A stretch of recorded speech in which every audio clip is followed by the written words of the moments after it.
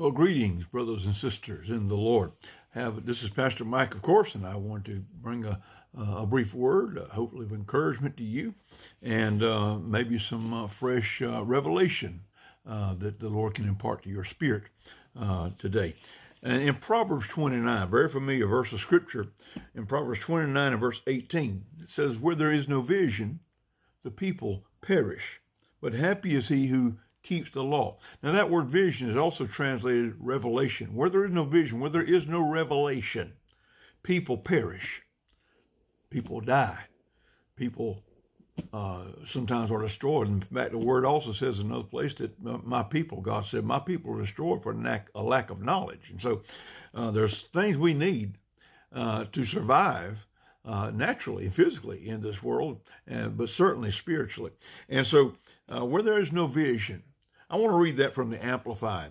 And the Amplified says it like this: "Where there is no vision, no redemptive revelation of God." Catch that.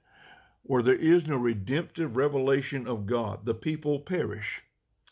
"But he who keeps the law of God," which includes that sometimes of man as well, "blessed or happy, fortunate, and enviable is he."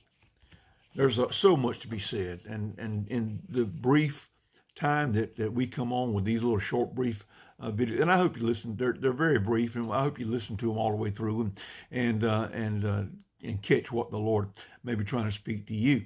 And if you're blessed by some of what we're bringing, if it blesses you, then we'd appreciate it if you'd like it and share it, post a comment.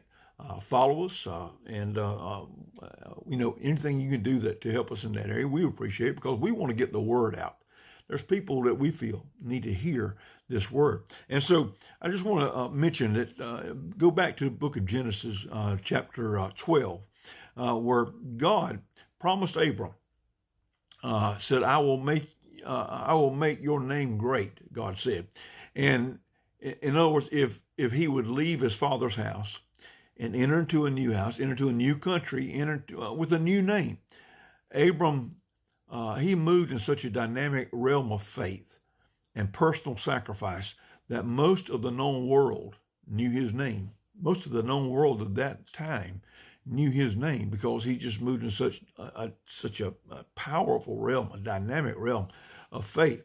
And he always pursued the vision that God gave him, even though he made mistakes, he sinned from time to time.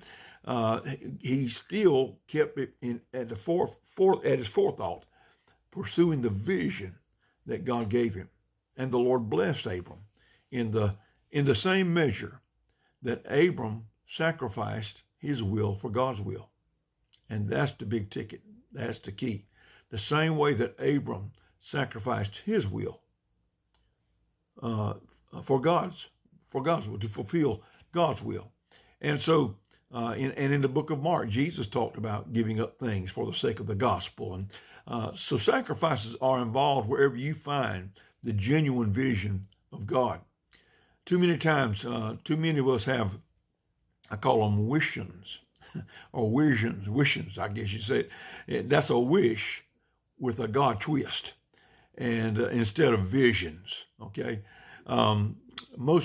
Most wishings are based on something spiritual that we see in another person's life, which kind of helps explain a lot of the jealousy and the backbiting in the church nowadays. People who don't know where they're supposed to be feel a need to protect what they think they have.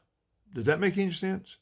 People who don't know where they are supposed to be, they don't know where they're at in the plan of God. They don't know where they're supposed to be in the destiny that they're pursuing the Lord for.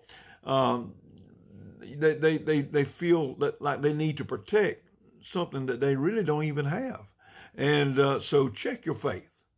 Check your faith. If you have a vision, then and not a vision, then don't bother to make a sacrifice. Okay? God is not obligated to reward you 100-fold for pursuing something that he never told you to do. Think on that. Chew on that a little bit.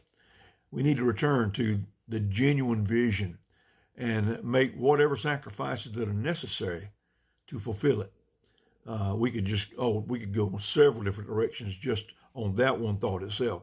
God will joyfully reward you beyond your every dream when you pursue the vision that He's imparted to you. And so seek to fulfill the vision that God has given to you. Fulfill the destiny, as we mentioned in an earlier video. Fulfill the destiny that God has mapped out for your life. Okay? Take that word, study on it, break it down, and break it, kind of unpack it for yourself and see what the Spirit of God may be saying to you. All right? Where there is no vision, people perish. That's a serious thought. It's a serious obligation and responsibility that we have. So, bless the Lord, O my soul, and all that is within me. Bless His holy name. God bless you.